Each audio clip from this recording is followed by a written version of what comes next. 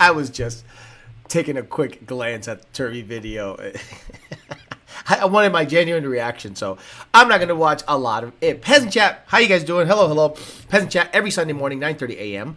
Eastern Standard Time. Allergies are on full effect. Every time I work on the car in the garage for a long time and I dehydrate and everything, the next day I'm pretty fucked up and useless, so I'm going to try to take it easy today. I got to get the Fairmont motor in, the transmission in, and once the transmission and motor are in, then we got to start working on exhaust, blah, blah, blah, blah, blah. Today, what we're going to talk about is 24 and up Whipple Mustang tuning. Junior has finally done the vetting that he feels comfortable enough to potentially offer the tuning. Now, I get it. Other tuners have been tuning it, but they're tuning it with the Whipple calibration the way it is straight up. Probably adding timing, probably raising limiters and saying, see you later. Junior did not like the amount of spark advance that was present in the Whipple calibration, so he said, I'm going to have to reconfigure this thing because I don't like it. I am not comfortable with it. It is very wicked up on the stage 2 calibration. So we can talk about that real quick. We can give a Turvi update, see what's going on with him and his girlfriend Sully, and 25 Mustang sales. I'm going to show you a good use of AI. AI to me is a language model, and it references things from the internet. So it's only good for a language model, not for tuning. People are I'm blown away that people think AI can tune a car when it references stuff from the internet. And you and I both know most of the shit on the internet, forums, sub-forums, stuff like that, is 100% wrong. We'll talk about that and many more things, but not before Mr. Bill O'Reilly tells us to do it live. Okay. We'll do it live. Okay. No. We'll do it live. Fuck it. Do it live. I'll write it and we'll do it live. Fucking thing sucks. It does suck, Bill, but you know what does not suck is the sponsors that make the show possible. Thank you very much for everyone that is a sponsor. PMAS, St. James PMAS, best cold air intakes on the planet, best HPX sensors, math heavy data company. I love it because if you have a math equipped vehicle, you should consider getting PMAS products so that it can perform the best it can. Don't My God Cookies, don'tmygodcookies.com. Don't My God Cookies, get yourself some cookies, diabetes, and maybe we can convince the owners of Don't My God Cookie to step on the dough or fart on the dough for extra money. Don'tmygodcookies.com. DNAPformance, you're gonna get yourself your injectors, you get your fuel systems, supercharger kits, wheels, tires, any part you can think of. Get it from DNAPformance.com. Check them out. They have a sale going on for Labor Day weekend. Parts Farm.com. Used parts. So, crank pallets, Roush kits, Whipple kits from crash trucks, crash cars, transmissions, rear ends, panels. PartsFarm.com. Hashtag YDBT. Let Rob know that you are part of the Amory. It'll give you a bit of a hookup. 2 Auto Solution. Rami's down on 2 Auto Solution. He's now messing with trucks down there. It's nice to see that the Puerto Ricans are finally messing with the trucks in that area. I hope Magnuson really starts getting after it and start producing superchargers. You gotta be on the reason. Yeah, we'll talk about it later. 2 Auto Solution and Belak Industries. He went 100 miles, 95 or 97 miles an hour in his boat in the Lake of the Ozarks. I don't know why I mentioned that, but every time I see him, he's like giving a shit about his boat. So I'm like, I guess that's cool. So support him if he. Jesus Christ, I'm trying to go to Rich Prince. Support him if you want him to go fast on his boat. At richprince.com/YDBT if you want merchandise and support the show. YDBT hats, Amory hats, Trucker Style, YDBT and Amory hats, Dolo, YDBT flat, the Shiesty, that's right, the YDBT Amory Shiesty, Section 8 shirts and hoodies, Hush Money shirts and hoodies, ZR50, I got these 3 shirts in. I got the ZR50 shirt in, Booty Juice shirts, and the Elote Juice shirts in. I'll be wearing them at the gym. Gen 1, Gen 2, Gen 3, 350, 85 to 86, 87 to 93. Save the manual shirts. 1320 Didios, F1320, YDBT, vertical and horizontal. Okay, that's enough of that. Let's say hi to the people here, and we'll get after it so we can start talking about Turvi, 25 sales, 24 tuning, Whipple stuff. Mark Christensen, Monty Van 40, Brooklyn, Diego, Clint Stroke, Jay Judd, Jay Swiss, Clean 93 GT, Nick Notch, Douche Did It, B. Lavesh, Jay Sikorsky, Cody Kelly, Matt Oliver, Joe Jackson, and Juicins says Turvi is up before noon on the weekend. John Bonanno, NDLE, Destroyer, D-Rock Fox, Big Guns, Josh Roy, Candice Lupus, Nardi, Mercado, the truck driver, JD Swag. What's up, JD Swag?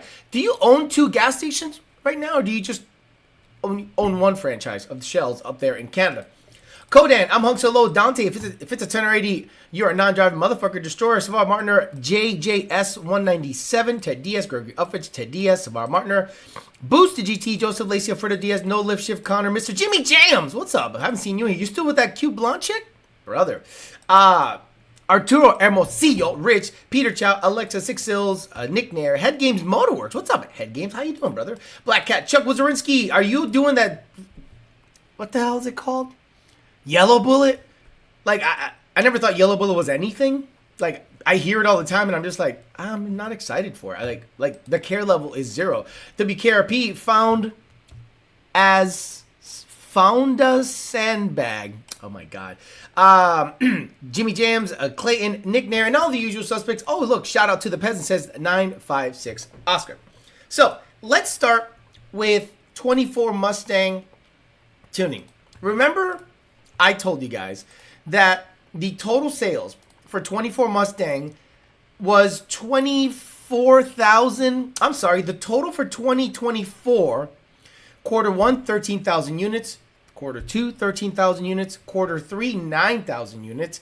Quarter 4, 7,500 units. And this is the only reason AI is good. You can make a graph using Grok or XAI and say, hey, I need a bar chart showing of 24 Mustang sales by quarter in the US. And they take the available data, and you see from quarter 1 to quarter 4, there is a substantial drop off. First quarter was 13,000. Second quarter was 13,737, slightly higher. Third quarter, 9,000 units, dropped off by almost 5,000 units. And then it ended quarter 4, 7,518 units. And again, this is the gas-powered Mustang, whether it's EcoBoost, whatever, Mustang. And now I said, okay, now take that data and make a similar comparison with 2025 data. Well, son of a bitch. Quarter 1 was higher than quarter 4 in 2025. So 25 quarter 1 was higher by 2,000 units than quarter 4 2024. And look at quarter 2. Beating quarter 1 and quarter 2 of 2024, quarter 2 of 2025 Mustang is up substantially. And we still don't have quarter 3 data yet. Why do you think that is, guys? Why do you think it's up that much? I remember some guy on the internet saying, once tuning comes out, yes, 25 Mustang was tracking 19 or 20% below 24 Mustang, but once tuning comes out, and you'll see people start buying turbo kits, centrifugal kits, nitrous tuning, E85 tuning, torque converter stuff, blower stuff, Magnuson, Roush, Whipple, all those guys, all of a sudden, you're going to see the graph start to get closer and closer year over year. And do not be surprised if by the end of this year, 2025 will slightly be above 2024. And of course, the narrative is going to be, oh, look, it's popular again. Why do you think that is? You guys really think that Ford did made no changes? Record recalls everywhere, and no changes were made. The price is still the same. And you're telling me magically, without any outside influence, that the sales went up considerably year over year, and you're not attributing that to tuning? This is what needs to happen in that market. They need to own up to the fact that the aftermarket drives sales more than the vehicle itself. If the aftermarket doesn't support the vehicle dies. There have been many vehicles that on paper sound good, but then all of a sudden, when you put them out there in the wild, then the aftermarket doesn't care. The car dies on the vine. On the 2025 Mustang front, you're going to see sales go up because now people say, I have options. I can buy a 25 Mustang and get a Whipple, Roush supercharger made by Magnuson, twin turbo kits, centrifugal kits, or if I want to stay NA, I can get a badass torque converter, build my transmission if I have an issue, full E85 tuning, different injectors, different manifolds, different everythings. You now have options. Now that car looks like it's enticing. There is no Camaro, there's no Charger, there's no nothing. So people were heading over to the German side of things, all of a sudden they're like, whoa, whoa, whoa, whoa. We got a domestic car here to fuck with now. And it's fully supported by the aftermarket, and sales will go up. We talked about that at length last time. I can't wait till somebody makes a video when 25 Mustang overtakes 24 Mustang sales. Right around the time that I went on the Street Alpha podcast and say it's tracking lower, no tuning. Then I said, if tuning comes out, it'll track higher. And it did. And by Q4, which is next year sometime, I will show that sales went up. And it is directly correlated with what the aftermarket is doing. So Junior got his hands on a 2024 Whipple Supercharged Mustang. And he put out a video, an in-depth video. So go on his Instagram, John Lund 2, or the Lund Racing Instagram, or on Facebook. He probably linked it there too, where he told you what he found with the stock Whipple calibration versus his calibration.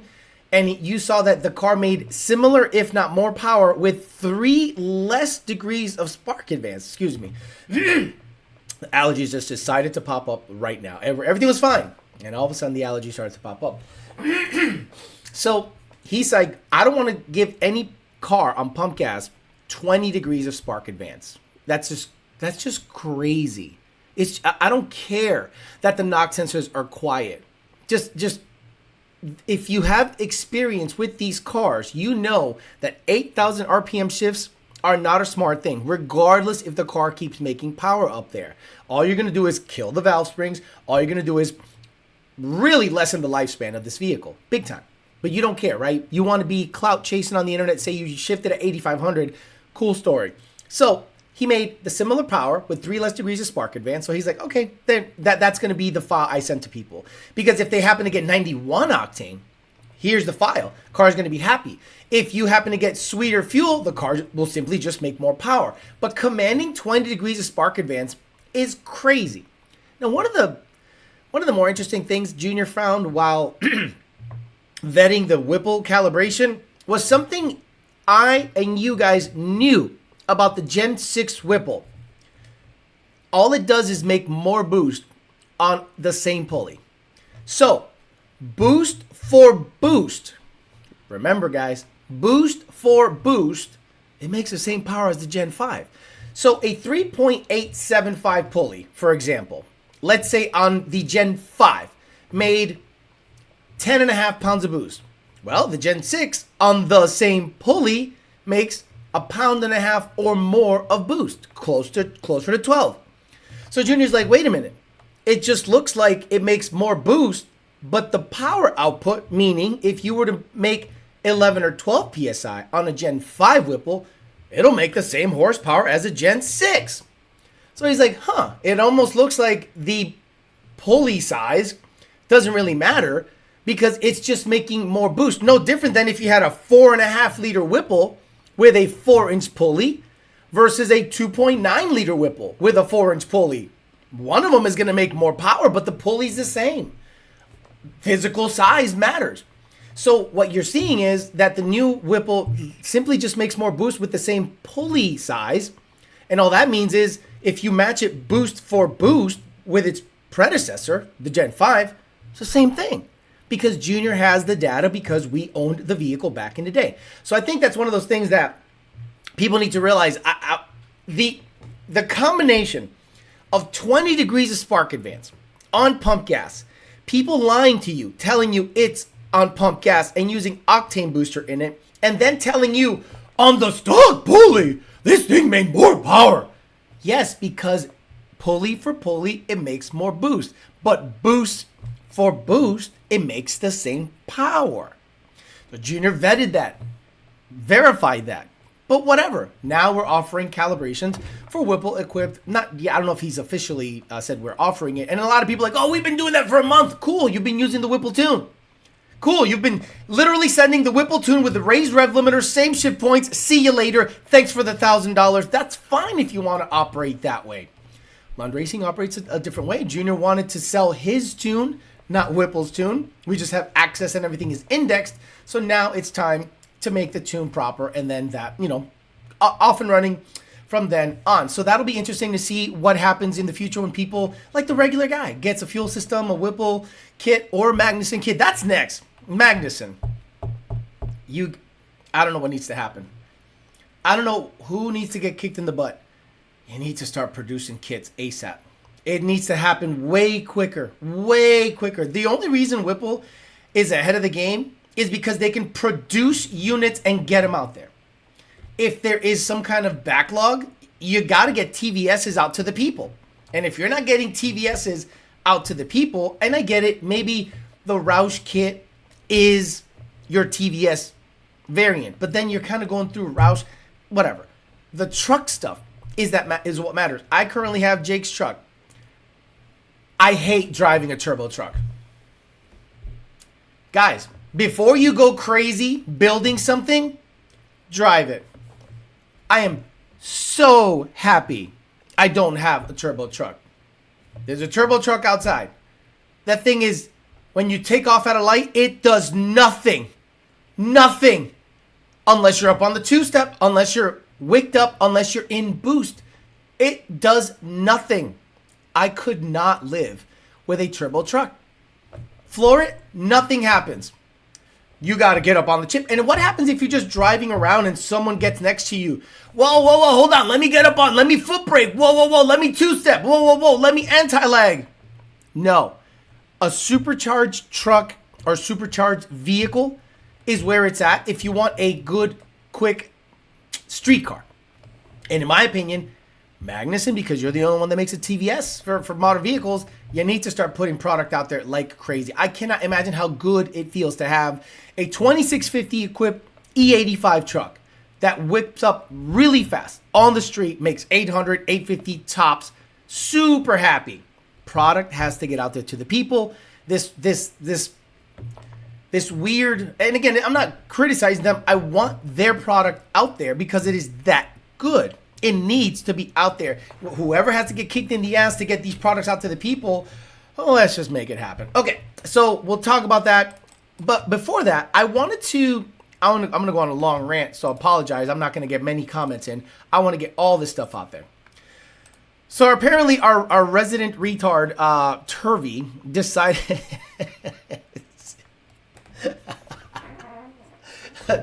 to make a video updating you about what's happening with his car. Out the headers for the engine. As far as wiring, it's parts on the engine are approximately 99% complete. I managed to get just about everything I needed. That haircut is wild. It's like a blowout. I don't know what's happening. Minus a couple clamps, but I pretty much have every part that I need for my engine. And now the only things left I need is all the wiring. And anyway, let's go look at this setup. To come into the mail, but basically all that I'll need to get after is just a couple of miscellaneous hoses. Oh my god, he basically put a stock 5-liter long block in there with an Edelbrock RPM or air gap with I don't know, a vacuum secondary Holly. And or is it mechanical secondary? Get my oil pressure sender set up.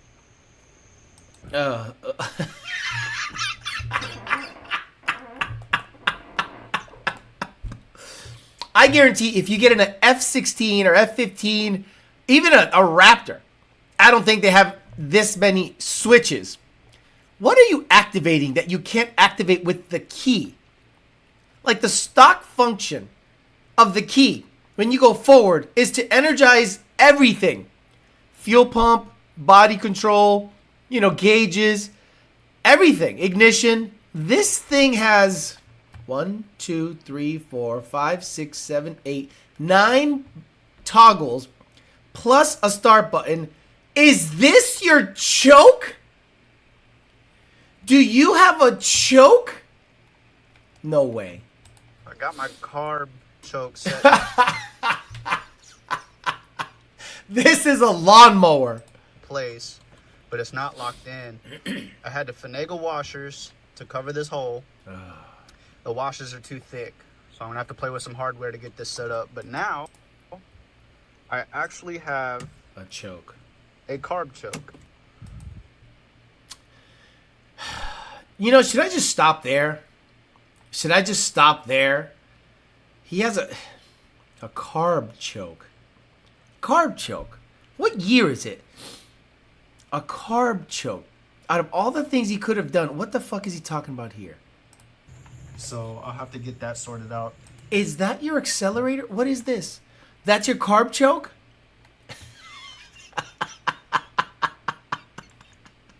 What? I think I either bought a really shitty fitting or I bought really shitty hose. The problem is I brought a Fragola fitting, a regular AN, real... You know, I love this kid. He's retarded.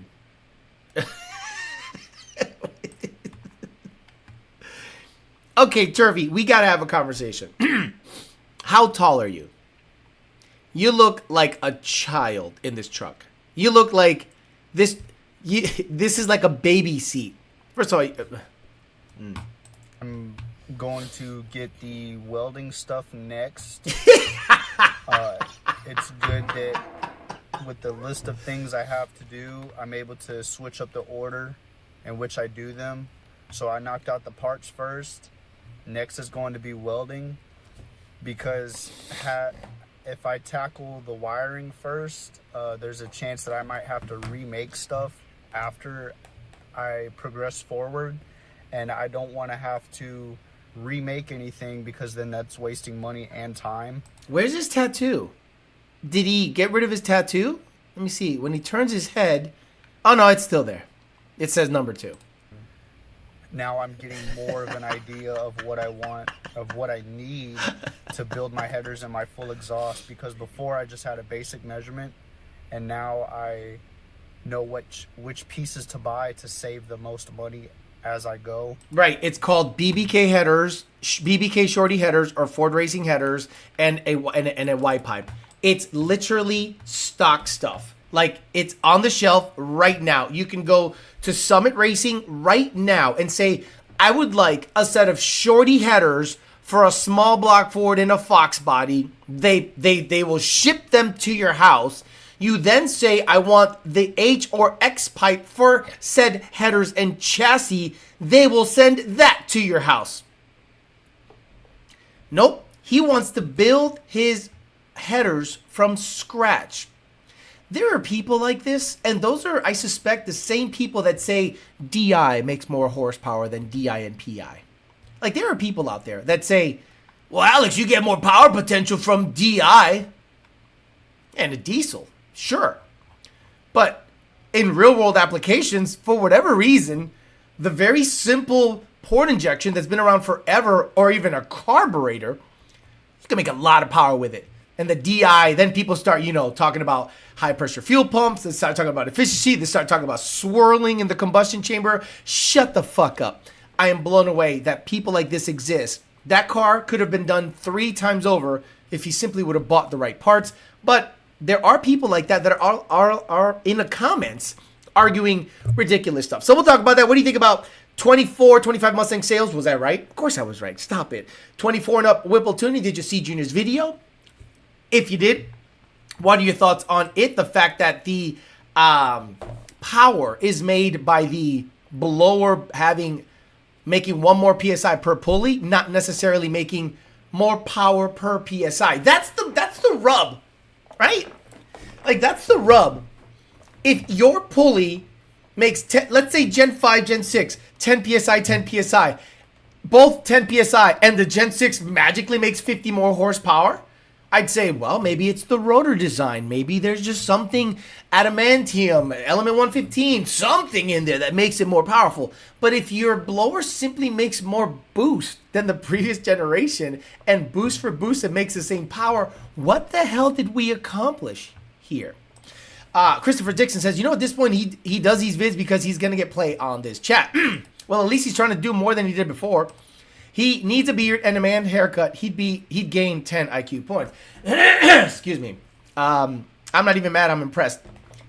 A choke on a car built in 2025 is the wildest shit. And the thing is, race cars don't have choke. Vacuum secondary. Look at the distributor. It's a vacuum secondary carburetor? Stop it. It's a vacuum secondary carburetor. No. Let me look. I don't know. I got to see if this is vacuum secondary or mechanical secondary. It's got to be vacuum secondary. Yeah, you're right. But the thing is, just because the distributor is vacuum doesn't mean that the carb is, or does it? I don't think so. Let me see. I can't see. It looks to be mechanical secondary. I don't know. That's a good one. I want to know why it has a choke on it. Why do you have a choke on a new car? Why do you have a choke on a big car? Why do you have a choke on a car built in 2025? I don't get it. The Fox body that I had didn't have a choke. Start it, rev it, go. Easy. Turvi headers are going to have the same effect as a ported manifold on a stock motor. Not one fucking horsepower is made. It'll make less power and 3 times the work. Right. He just said, I don't want to waste money or waste time. By building your own headers, you are wasting time. I get it. You want to say you built your own headers. But understand this. That is going to be the funniest looking set of headers in the history of headers. Right? Like, you're going to look at that and go, what? BBKs look better. Like, any header made by any company at a fraction of the cost and time look better. So, you don't want to waste time? Simple. Buy a set of headers. My old school from 1950 has a choke because it's 75 years old. He couldn't at least opt for electric choke. Turvi looks like Ephraim from Napoleon Dynamite. We accomplished pride because of Ford. In the year of our Lord, 2025, somebody built a newer build with a choke. Turvi is the king of all trolls, and that's coming from me. We got carb chokes coming back before GTA 6. Well, I had to get this, I had to figure out, and he thinks him telling you that he had to stack washers so that the choke was mounted on that stupid board was like an engineering task. You know, there was a hole there, and I had to make a hole that covered not only the plate, but the ID was small enough that the choke would bottom against it. And son of a bitch, I went to Tractor Supply, and I found this thing called a 1/2-inch washer. Sheesh. Wow. People are like, now maybe if you're 13, you're like, whoa. All right, okay, you know what? I'll shut up. Maybe his target audience are 13-year-olds that have never built anything. And they're like, a washer? What the? Whoa. This guy's blowing my mind. A choke? Google's why do you need a choke? Oh my God. So it starts better when it's cold in Louisiana. What's the coldest it gets in Louisiana ever in history? 35? Maybe one time in 1922, it was like, okay, what's the coldest it's ever been? What's the coldest temp ever recorded in Louisiana? I spelled it right. Oh no, yeah, in 1899. I apologize, guys. Of course, you need a choke on this car because in 1899, February 13th, 1899, a day that will live in infamy, it got down to negative 16 degrees Fahrenheit in 1899. So, Turvi, I'm wrong. Of course, you should put a choke on that carburetor. This car will make it out of the garage bay. We saw the rear gear install 6 years ago. Fabricators that build custom headers hate building custom headers. Right. So it's a money making thing. Like if you're a fabricator and you're a professional, you want to make a product that you could just ka-chunk out. And the hard part is building it the first or proofing it, right? Building it the first time. Let's say you have like Ultimate Header, right? Ultimate Header was like, we want to make Coyote swap headers. Is there enough meat on the bone to sell Coyote swap headers. Boom, Coyote swaps become huge. Get me a Fox body over here with a Coyote in it. Then they go through the arduous process of making that happen. Now they can just, they have a jig set up and boom, boom, boom, boom, boom. You knock it out and you make a bunch of them. But when it's custom every single time, it's like a week or more to build custom headers. Turvi needs to understand, and people that build custom parts are people that want to, like my brother would be one of those guys, right? Proto J5 twin turbo all-wheel drive. What the fuck are you talking about? Like Jake made a great example of parts that he saw a market for, did the hard process of making them, different versions of them, and now it's just like order it and it just shows up. If the Corvette stuff goes well and we can make 3 parts, motor mounts, bell housing, and a clutch, that would take care of all Coyote swaps in C6 chassis because it's light, it's small, it's aerodynamic, it's crazy supported by the aftermarket, and if you can make a motor that's worth a damn be put in there, that would be great. Now, that also brings me to the LT versus Coyote thing that's happening right now, which is getting 0 traction. See, you guys have to pull yourself out of this algorithm to see how it's doing on its own. So the Coyote versus LT competition, whatever, if you're not in it, meaning if you're not in the car space all the time, nobody's talking about it. Look at the posts. Look how many views it gets. Look at how many comments it gets. Look at how many likes they get. None. So they're long dicking the content to try to get as many eyes on it as possible, and nobody cares. Now, somebody said that a proper comparison, now that Chevy actually makes a dual overhead cam motor, is one of those motors up against a Coyote. And you know what? They're right. If you put up the Z06 motor versus any Coyote, if you put up anything, dual overhead cam that comes in a Z06, up against any Coyote motor, NA for NA, they got it covered. Meaning something that came from the factory. But if you have like an aftermarket situation, no, there is no one really messing with the aftermarket dual overhead cam Z06 and Z01 engines yet. So they have to stick a LT, which is the most modern pushrod version of something, up against a Coyote. And I've always said, if you make a fair comparison, displacement for displacement, the Coyote is going to beat it when boosted. It's just a more efficient setup. What you have to do to a pushrod engine, because let's be honest, if you were to take a small block Ford, 70s technology, and you were to build it as best as possible, and then put a similar sized turbo in that small block Ford, I'd put it up against the LT all day. How about a small block Chevy? I'd put it up against the LT all day. That is a good comparison. But a dual overhead cam motor, a Coyote, it's not fair. So I'm pushing all my chips on the Coyote in the power portion of the competition. The racing portion, that's up to whoever's racing it. Chassis, converter, boost ramp, that's all up to them. It's not a great comparison, in my opinion, unless the same person is building it, same Actually, converter has to change, right? Let's say you handicap the Coyote on the converter. Well, both of them are getting the same converter. You mean a pushrod motor is getting a 3800 stall or a 3000 stall or a 2800 stall when the Coyote is like, I need 5000?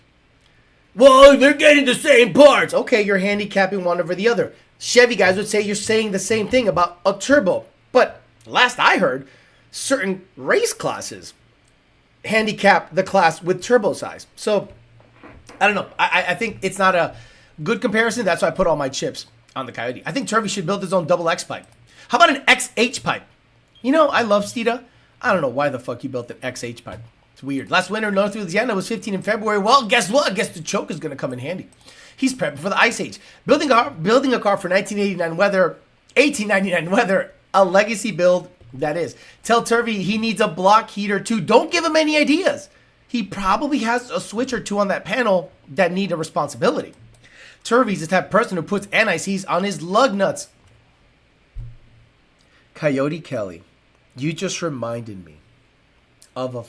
I can't believe you just reminded me of this. Coyote Kelly, good job. So I used to work as a millwright, and my boss, his name was Jim Whitmer. James Whitmer.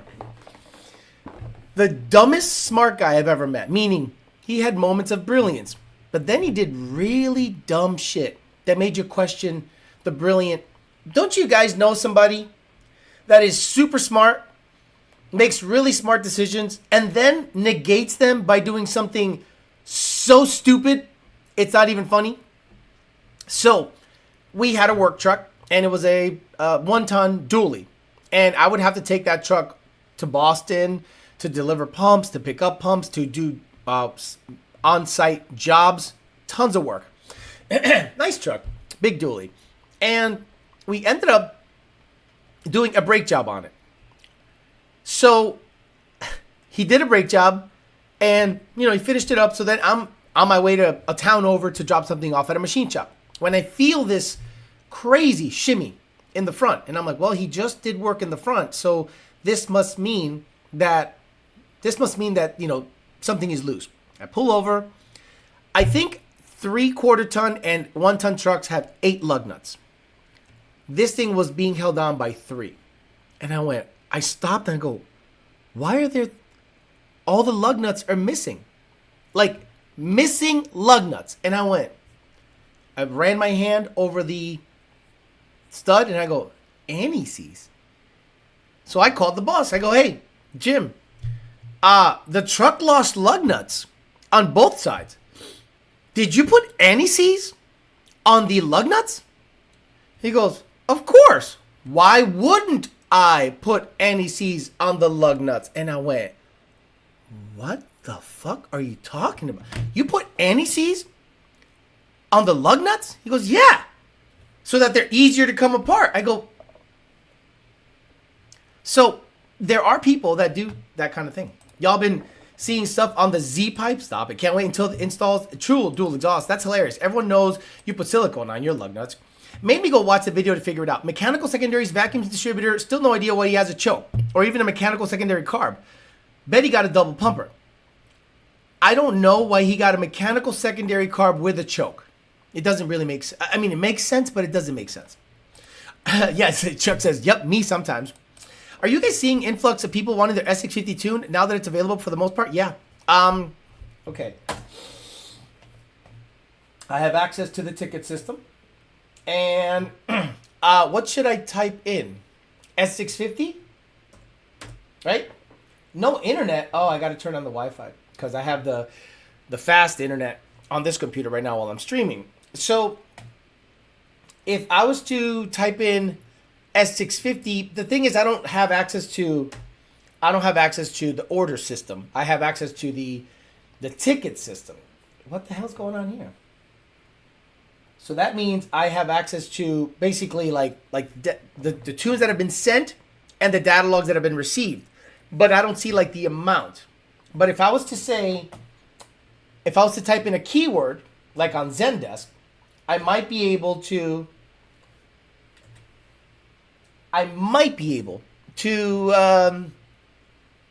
make an estimated, a guesstimate as to how many S650s we've been tuning. So let's have S650. Okay. Oh my God. Okay. Holy shit. There's there's a lot of pages. Holy shit. So if I just type in S650, there's 200 emails specifically about S650. But that doesn't mean that that's the amount of tunes we've done since we've announced it. So that's what I see, about 200 emails, specific emails, different emails of S650 tuning. So We'll see. Choke is always more street in Louisiana. Anises on lug nuts is wild. These are the kinds of people who put anises on their in their engines. You might as well lubricate your lug nuts with oil. Guys, they flew out. They flew out. And I said, so then we got into a big time argument about why you should not have lug nuts. So this is the other thing. Why you should not have anises on the lug nuts. So this is the other thing. A torque spec. There should be two. Actually, many multiple torque specs. Hot and cold. Dry or lubed. Heyo. So when we go to a pump station and we put in a 30-second gasket when the stock gasket was a 1/16 of an inch. So now we install a 30-second gasket, half the size. And then we go by the manufacturer's torque spec. But we have put anti-seize on the nuts. You are now over-torquing that specific setup. So I was like, okay, well, I started questioning everything. And a couple of times we had binding pumps. And I'm like, we are over-torquing this thing. We're severely over-torquing it. So one time, my boss said, you got to anti-seize all the lug nuts. And then cinch them down to 300 foot-pounds. We had a special torque wrench or whatever. It was a boiler feed pump. And I'm like, no, that sounds stupid. Because it was a graphite gasket. The tolerances are super tight. This thing would run at 200 something degrees, way past boiling, because it's pressurized, it won't boil. Understand that if you pressurize something, it will not boil because it's pressurized, you know? So it'll just turn to steam if it hits the atmosphere. So I did not install any anti-seize. I put the graphite gasket on it and I torqued it to spec. The thing spun so freaking smooth. I'm like, holy shit. Wouldn't you know, because I worked at that company for like 10 years. 5 years later, it needed a rebuild because the seals had failed. We redid it. He installed anti-seize with a graphite gasket, torqued it down, bound up. I was like, there are different torque specs for different things. I'll give you an example. Let's say you have a nut and you set your torque wrench to 50 foot-pounds, right? And it clicks, click, click. Now, take a similar nut and then just kind of go like this. Run your finger over your head and go like this in the nut. Lubricate the nut with something. Just kind of go like this. Something. I guarantee you will go further down with the lubricated nut than the non-lubricated nut. The non-lubricated nut will reach its torque spec sooner than the lubricated nut based on resistance. So I'm like, if they're giving you a dry torque spec, you might want to... I don't know what the fuck I'm talking about. I'm just some dumb guy on the internet. I don't know how this dumb guy on the internet knows anything. These idiots at the parts store probably told him I needed anti-seize on the lug nuts just to sell him some. It's Turvi. Doesn't supposed to make no sense. Everyone knows you use red Loctite on lug nuts. Not related at all. But the other day I saw a review about a Gen 3 Coyote swapped GT500 blower. What the it's a 2650. It's a 2650.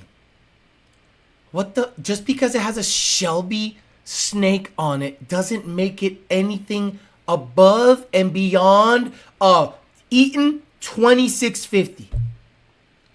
Why do people look at a Shelby blower and go, Shelby blower? And I go, 2650 front feed. Odin, Loki, Roush, Magnuson. Harrop to 2650. So when you see a Harrop, I'm going to sneeze. Holy shit. Why? What the fuck is making me sneeze? I was fine all morning. All morning. And then the moment I get on the mic, it goes to shit. Like, it's terrible. Come on. Just get it out so I can continue the show. Unreal. Why? I don't get it. Look, when I see a Predator blower, I think 2650. I don't think anything else. And I'm done. Full stop. I don't need to, like, was this better than the... It's a 2650. It's a 2650. It's a 2650. It's a 2650.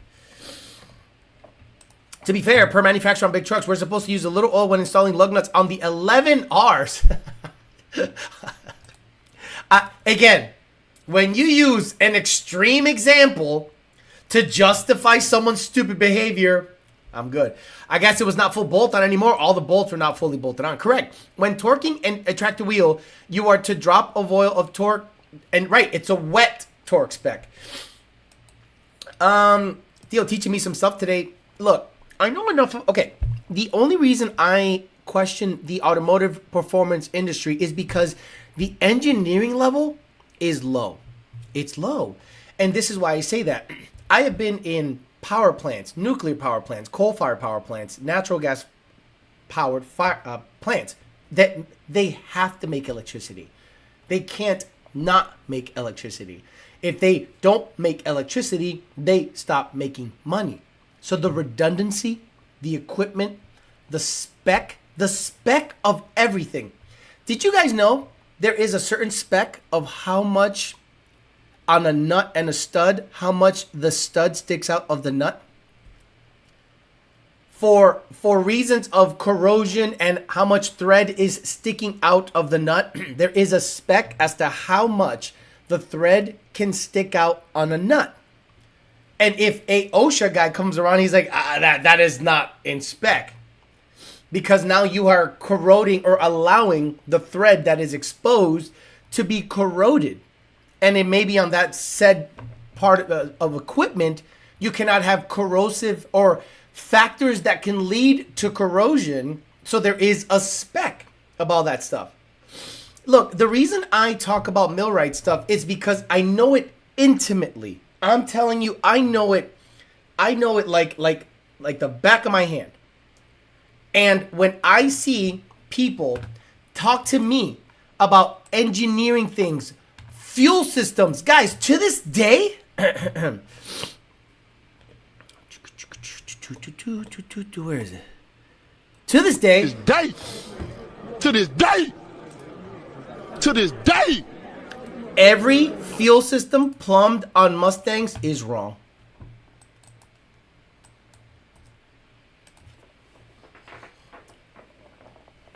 Every fuel system, the way it is plumbed in your Mustang, is wrong. I'm just going to tune, man. I'm not going to sit there and re-engineer how fuel systems are plumbed. Unless you have data showing me the pressure differential above the injector on every cylinder, you can't tell me how that is plumbed correctly or incorrectly. If it is purely theoretical, well, I suspect that there's unequal. Are we suspecting or are we verifying? Based on my experience in the industrial world, every fuel system, plumbing, whatever, is incorrect on vehicles. But I'm not going to sit there and try to be like, this is the correct way of doing it. Why? Everyone else says it's that way, and that's just how it is.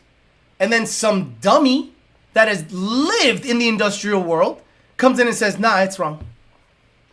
That's wrong. Deadheaded, return it at the regulator. And until I see data that tells me that is incorrect, I'm gonna die on that fucking hill. I'm gonna die on that hill. It's returning at the regulator. There's relief. It's returning at the regulator. And it's pressurizing everything up here. And you're not circulating it, meaning heating up the fuel each time. As a matter of fact, what should happen is you should feed the regulator, feed the engine, return at the regulator, and just past the return, there should be a heat sink. So that when you are returning the fuel, it is radiating the heat away from the fuel. Okay. I'm dying on that hill. And until you can show that you have more experience in pump systems than I have, I'm not listening to you. I don't care about theoretical shit. Every single time I see someone go, this is how it should be plumbed, and that's the right way, I go, okay.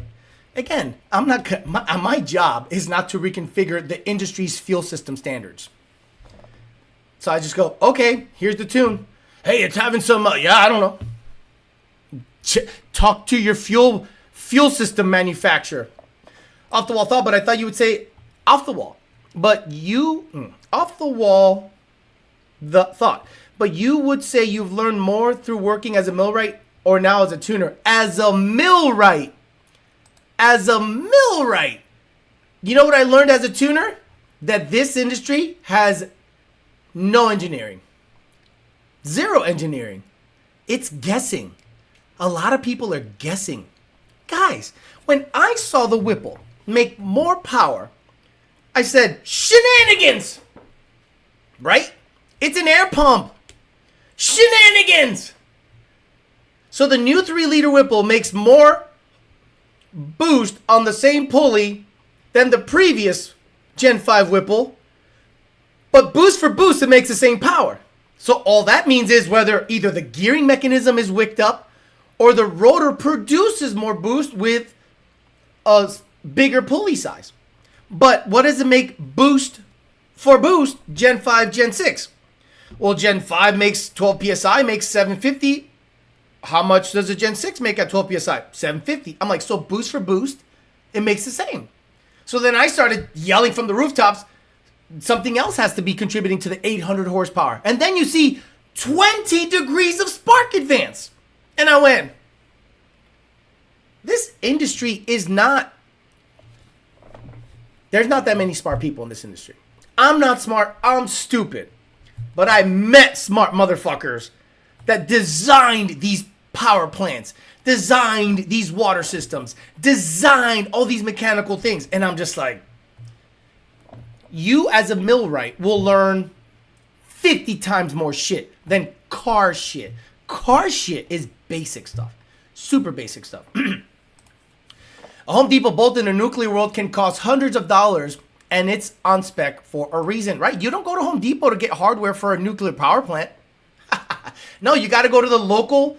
You got to go to the local hardware store, which is probably, union first, and you got to be like a part of a union. And then there's a certain spec bolt that you need for certain applications. And if it's not that spec, you can't bolt it on. Good morning. Nothing like organizing toolboxes and wrenching on the shit boxes while listening to the guy that motivated me to get it. Blasting P. Diddy on the speakers for neighbors to enjoy.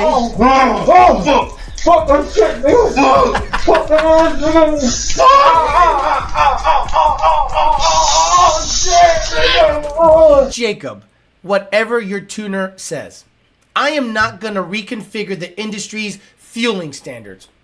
On my application, I know what I'm going to do because I have never seen an issue. Now, people are going to say, you don't know what you're talking about. Okay, cool.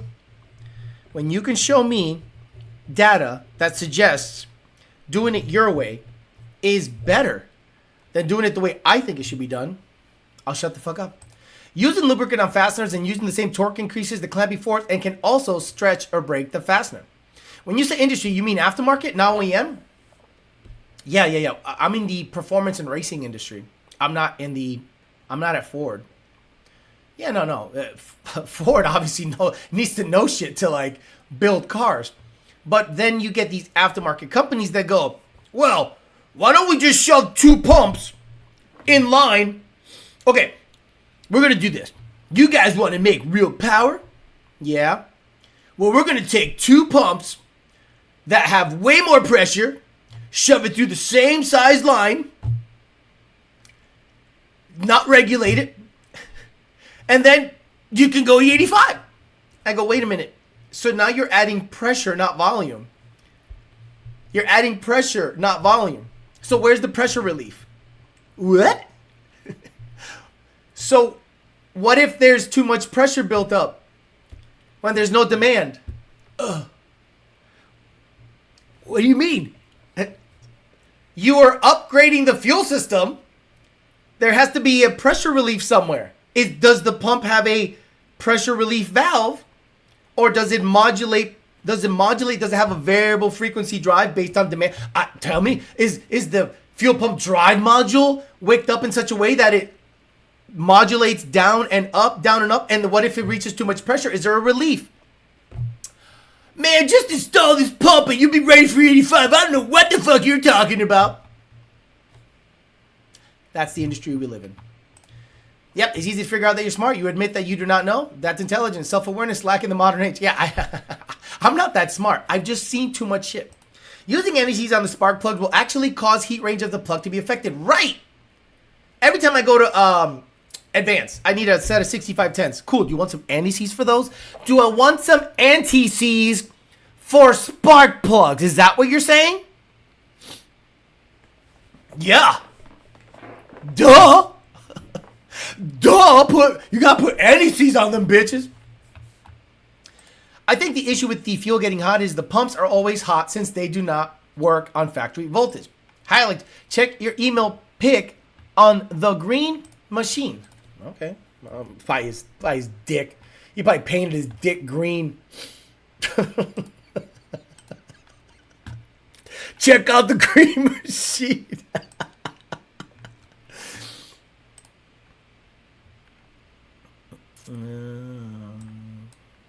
What is this? So this is feed, return. Okay, yeah, this is what they call true return.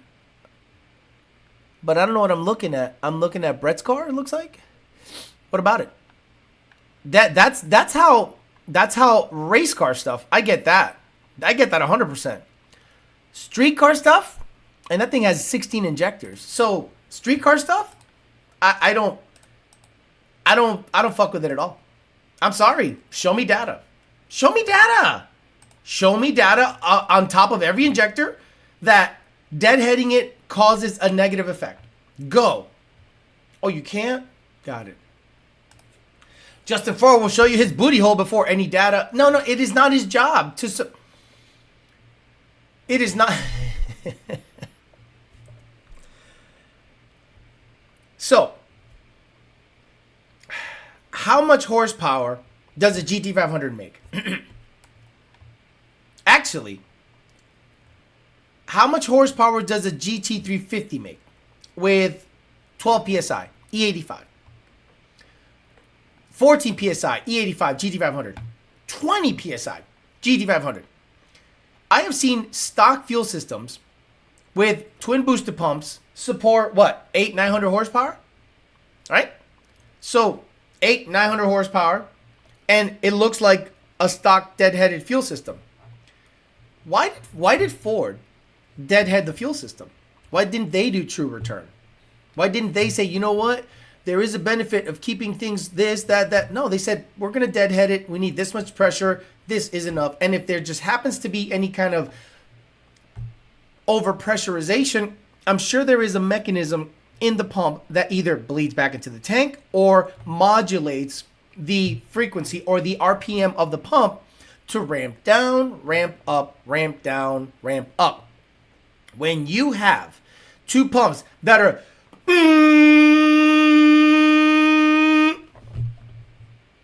what Ford Innovations fuel system ramps up or ramps down? The regulator, being boost referenced, sees a 1-to-1 rise boost versus fuel pressure. So you set your fuel pressure at 50 psi with the reference line on the regulator. If the manifold sees 10 psi, your regulator is going to see 60 psi, 1-to-1, right? What are the pumps doing? Are the pumps going up in frequency when you go watt? Are they going down in frequency when you're idling? Just static. So what you do is you return it at the regulator, let it deadhead, and then you put a heat sink on the return line. No, you gotta constantly make it do this around the motor. Okay, so I'm constantly doing this around a 220 degree motor. Tank up, tank up, tank up for 100 miles. What's the temperature of the fuel? I don't give a fuck what anyone says about this stuff. When they have worked in the industrial field and see how they do shit, you will shut the fuck up and see what's happening. You need to Loctite to keep the sparks in, Turvi. I've never used Anise in any on Florida in life. Gotcha. But this truck was base model, which is lighter. Alex, that old man wisdom. Where's the pressure relief? Alex, do you agree with the Dragy community is toxic? I don't care about the Dragy community. I like the part, the equipment. I upgraded my car, and it's similar weather to the other day. Let me see if it gained anything. 0 to 60. Cool. It gained 0 to 60. Put it away. Avoid the internet. Live your life. Now, if you're like, my car went 60 to 130 in 2.31. Okay. Well, I'm faster than you. You want to race me then? No, why? What's your Dragy? I don't do that. Motherfuckers are slapping Dragys on ops cars. That's almost as good as them trying to sell you light bulb grease. Performance applications does not make sense for the regular Joes. 5.4 Triton, I could see it. They don't snap next time. You're trying to remove them 3 years later. Hello, Lund. Anise here. Alex, good morning. Which fuel system would you recommend for road system design for road racing? The stock pump lives in a bucket. This bucket grabs fuel from a saddle, a connection on the other side, because the fuel pump, the tank is like this. So on the other side, on the passenger side, there is no pump. There's just like a siphon tube that feeds that pump, and then the hat lives submerged on the driver's side. Okay, if you are road racing, you need to have some kind of foam or something that acts as a baffling system for high Gs. You don't say, what fuel system is best configured for my stock tank? Because theoretically, the stock fuel system, right? Theoretically, the stock fuel system should be more than enough to supply your car with a booster pump for about 800 horse. So if you have a road race car, how much power does it make?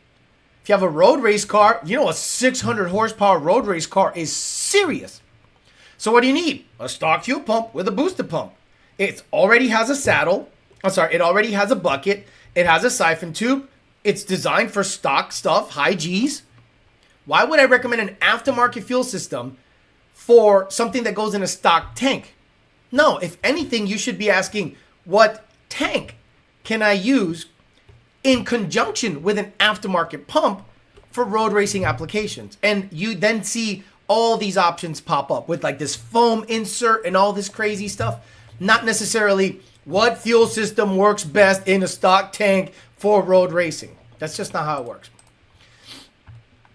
No, aftermarket systems run wide open. The only thing they have optimally is a hop switch to keep one or more spare pumps off until needed. Still stupid. I agree. Even race car stuff, they'll argue pressure drop with a single in, single out. You need to feed both. I guess Proline has it wrong then. So wait. You need to feed both. Are they saying 2 feed pumps to the rail, then returning? I think regulating after the motor's weird. I don't know. Call me crazy. How large of a heatsink would you install? About this size. It's a computer. It's a Gen 1 computer. Manual. Gen 1 manual Coyote swap. So, if you have a heatsink about this size, which is about 6 by 10, should be good. In my most humble of opinions. Well, I don't know what the fuck I'm talking about. If a positive displacement pump has to be able to relieve excess fuel or it will heat up, depending on the application, most positive displacement pumps in the oil field are routed that way. Alex, explain it to them like they're retarded. See, if I get up in front of a room of people that have never experienced an industrial anything, pumps are pumps. That's why when I say a car is an air pump, it makes sense in my head. I'm like, it's an air pump. The 5 liter can only process what it can process unless you change the air pump. You know how many times I've gone to an industrial facility and they have a diaphragm pump. Ka-chung, ka-chung, ka-chung, ka-chung, ka-chung, ka-chung, ka-chung, ka-chung. It has a certain inlet, certain outlet. And they're like, we need to make this pump more efficient. I go, change the air pump. They go, what? I go, it's got a 1 inch in and a 1 inch out, or a 2 inch in and a 1 inch out, and the diaphragm is the diaphragm. The diaphragm is the diaphragm. That's it. It can only suck in and blow out what the inlet and out allow, and the efficiency of the diaphragm. So then I go, you got to change the pump. And they go, really? But yeah, what do you think? There's an aftermarket diaphragm that I can put in there? No, it's going to pump what it's going to pump. Sure enough, you call the pump company. Oh, no, you need the next size up.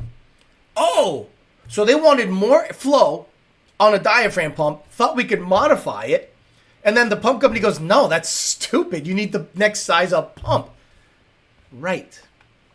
Dante LSX. People always talking about power for road racing. They're probably still on 300 treadwear tires. Gotcha. Thank you so much. You're the best. Yes. Don't look at a fuel system for a stock tank. Look at it as a, symbiotic relationship. If you want to do heavy road racing and you're going to be doing crazy G's, well, the stock pump and stock tank is probably your best bet. But I'm not going to suggest a 4 Innovations fuel system that is hanging up here, and when you take a turn, the fuel goes slosh. Now you're picking up nothing but air and slosh, unless you have the tank constantly above the pumps. But that still a hard launch can cause fuel slosh. Joe Bauer says, I wonder if it is for pressure concern in case of a dip in pressure from a failure. I don't know. It would be interesting to see data from the rails to find a difference. When a tuner can show me the pressure above each injector and how it is affected, I would make the case that deadheading is better than true return at the rail. Return at the regulator, in my opinion, deadhead at the rail. But people say that's stupid. Why? Why? And dual feed into the rail, dual feed out to the regulator versus single in, crossing over to the front and back, and single into a regulator. Got it. Those air power diaphragm pumps are loud. They work awesome. They really do. Look, I don't know how we got on this subject, but I think a lot of people that work in this industry never worked in an industry that was superior. This is an inferior industry, but I make more money in it, right? This industry, the performance and racing industry, I make damn near double the money that I used to make in the industrial field. Because the industrial field, I was just a maintenance person. I was just maintaining the equipment, but it taught me a lot about bearings, oiling. That's why I belly laugh when someone talks to me about AMSOIL.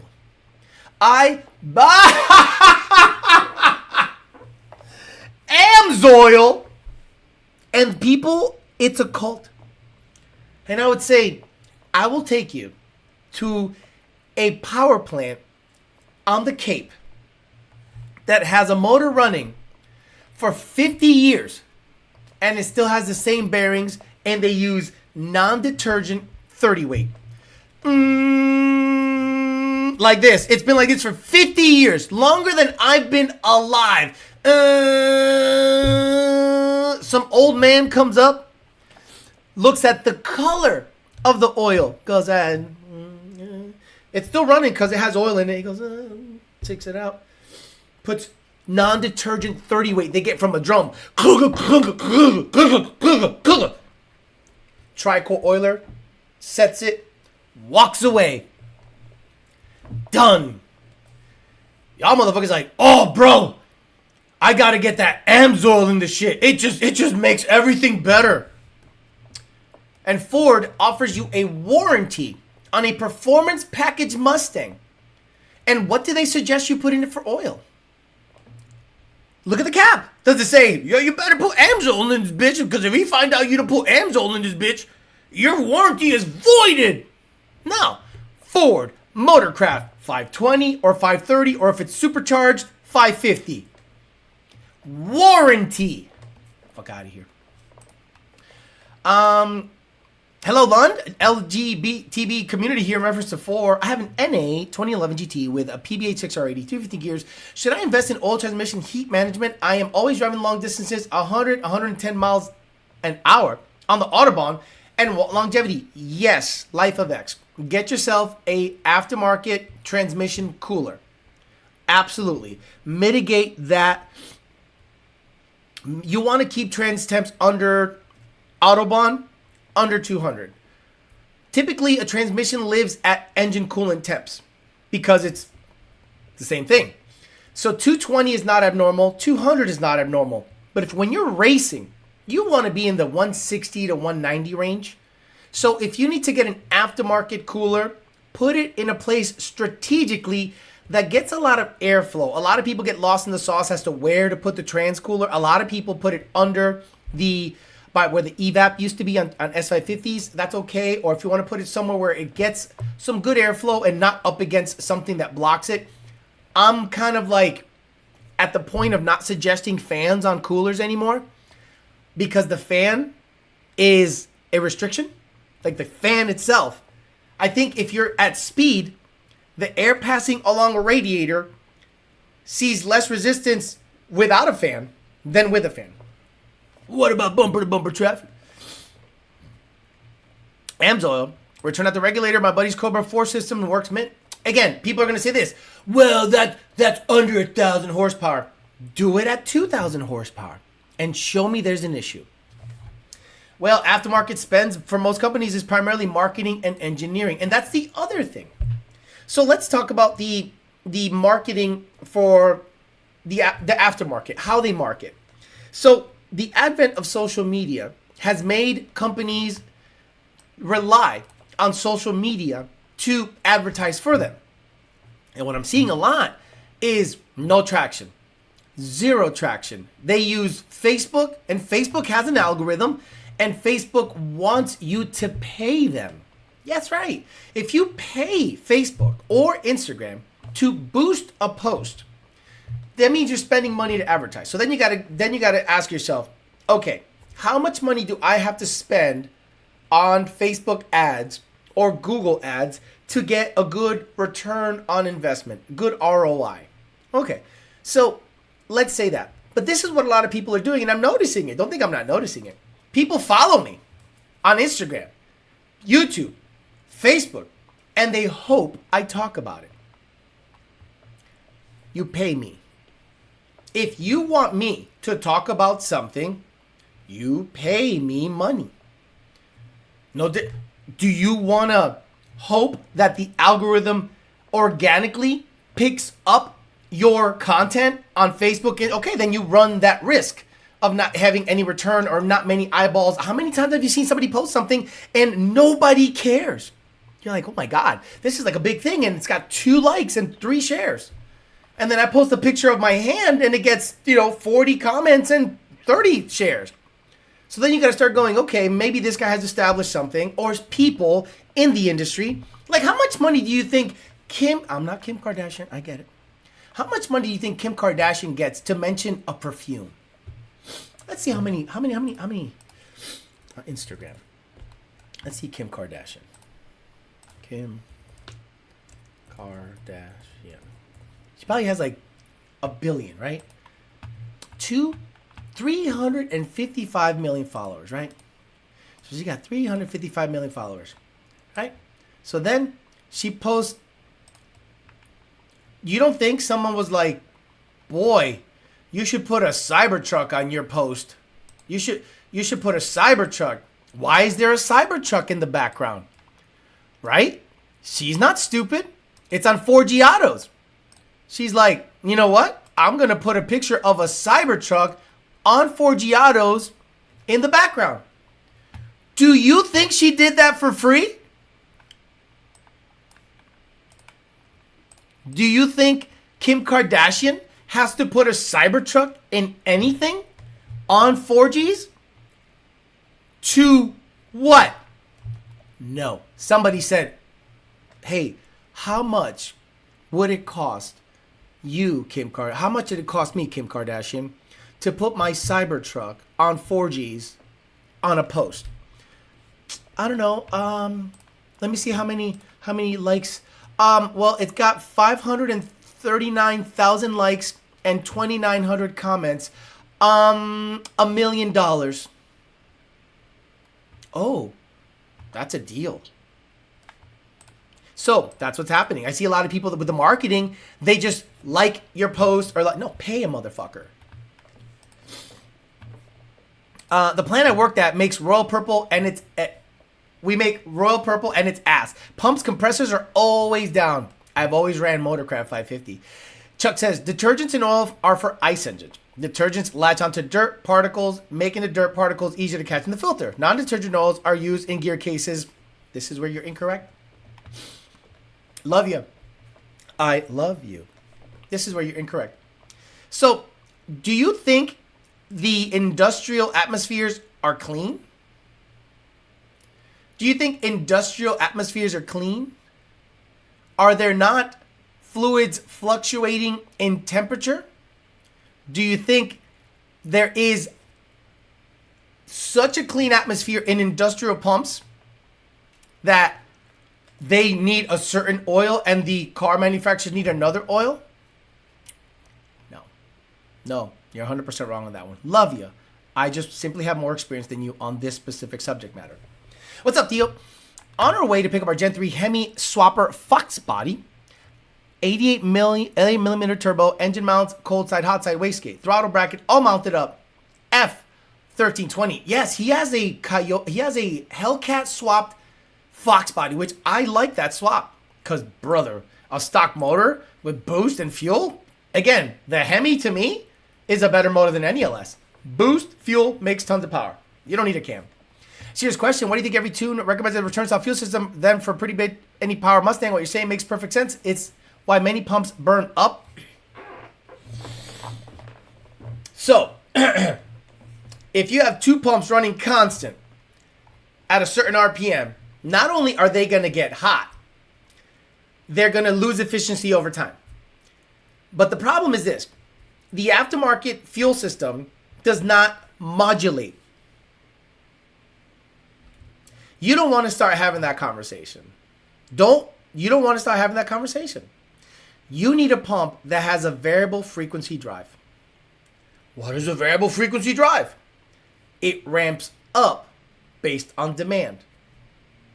So, when your fuel pump and your controller sees a demand at idle and all it needs is 50 psi, the pump should have a big amplifier on it, like a big blow pump, and the pump should be, and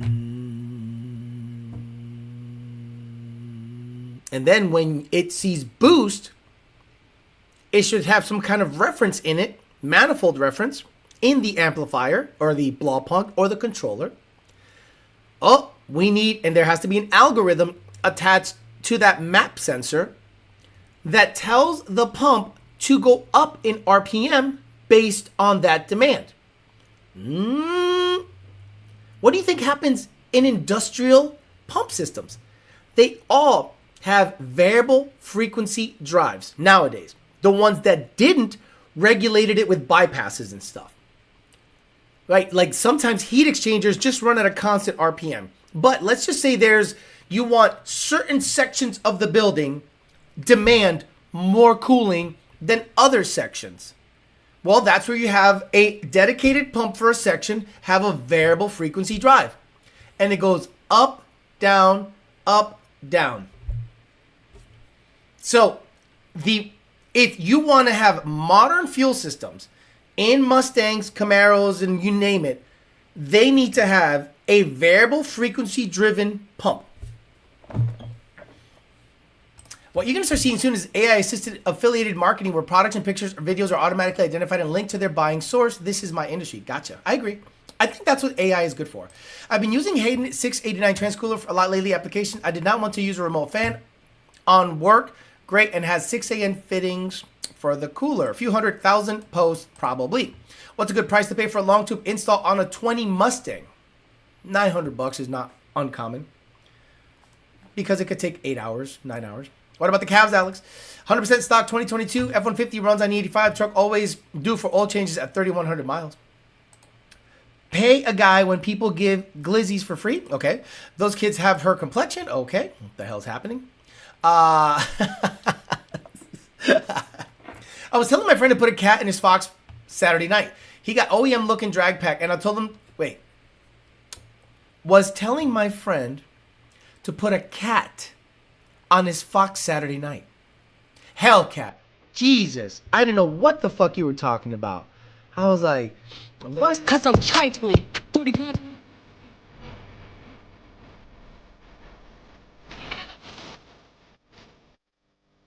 I would rock a Hellcat motor and a Fox body. That's a good swap. That's a badass swap. Kidding me? Come on. Now, years ago, there was only non-detergent oil. I agree. Doesn't a factory fuel FPDM? Yes! Yes, Jacob Smith. A factory pump regulates a factory Ford fuel pump drive module regulates based on demand. But an aftermarket pump, I don't think will do that. I don't think it'll work in conjunction with that. Because then you have to put it in the stock hat. It's a bigger pump. It probably flows way more than the stock mechanism allows.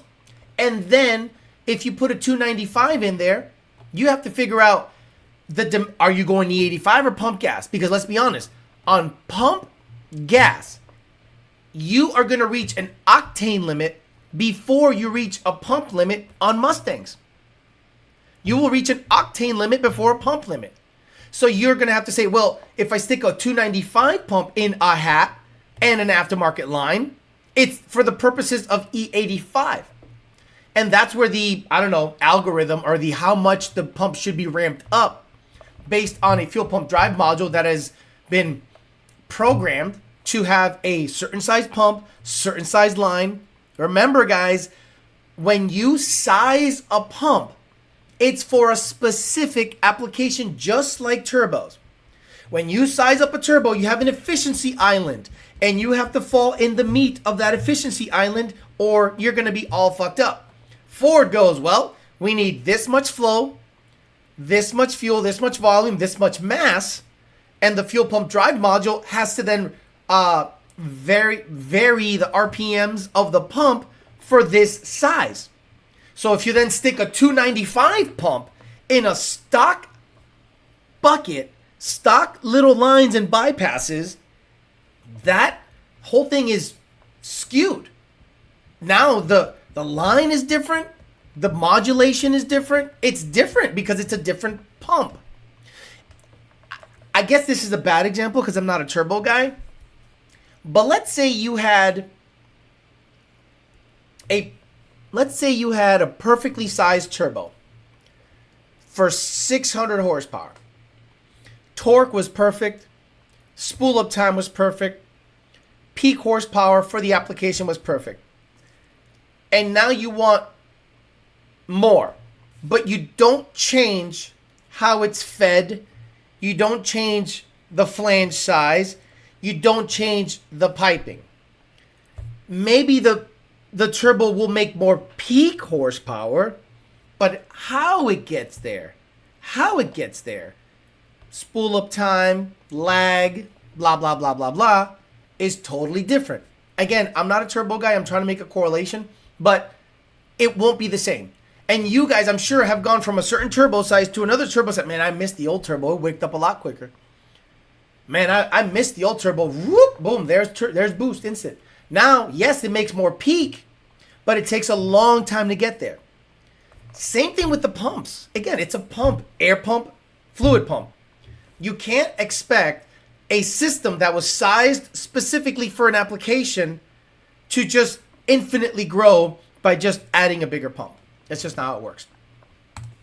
Isn't it true the pumps like 295 are also not designed to ramp up and down? That's another thing. Is it even designed to ramp up and down? If you start varying the voltages into that stator and rotor, will it prematurely wear the pump? I don't know. What song is that? When Wet Coochie on the Dash? What are you talking about? No, it's Eating. It's Eating. So the song is called Eating.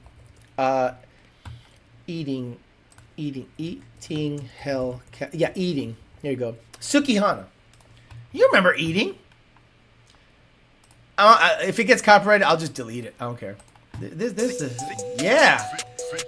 Come on. Oh my god. Oh, the good. Oh, I get it.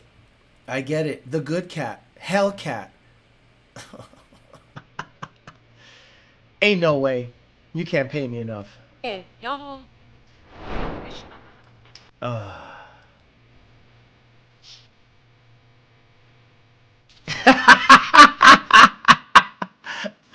belongs.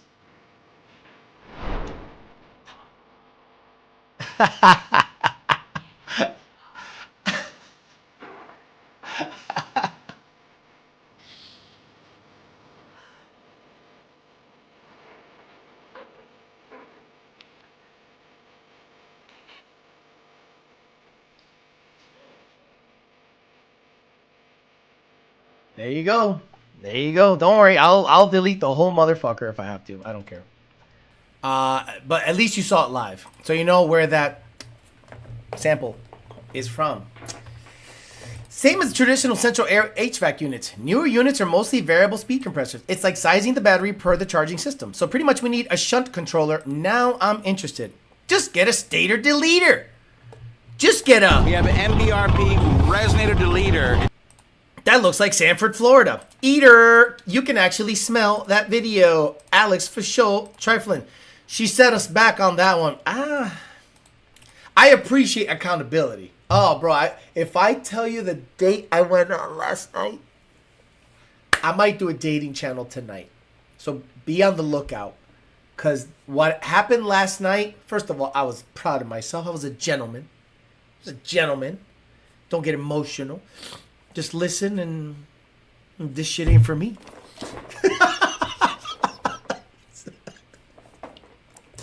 I might do one because I'm motivated because of what happened last night. It's fresh. It's fresh in there, and it's a good time. Mo Mods is right. We got set back 30 years. What do you mean you got set back 30 years? I mean, what about Sexy Red? Tell us, Tio. That's maybe tonight. Maybe tonight at 9 p.m. I'll go, unless something pops up, because I ain't working tomorrow. Got the day off. Oh my God, it's so nice. I got so much done. All it takes is 2 days off, and I'm killing it. Stop it. What happened? 60 plus lady? No, 38. Bro, I'm going to save it. I'm going to save it. Guys, I'm going to save it. It was perfect for the first hour and a half, and the wheels came flying off in the last 10 minutes. I thought I was going to smash. I'm like, boy, you se lo voy a meter. And then the wheels went, shoo, pow, boom, boom. I was like, wow. That was wonderful, wonderful what happened yesterday. It was, so, you want to talk about someone that is misinformed? Yeah, I dipped out. I paid the bill, though.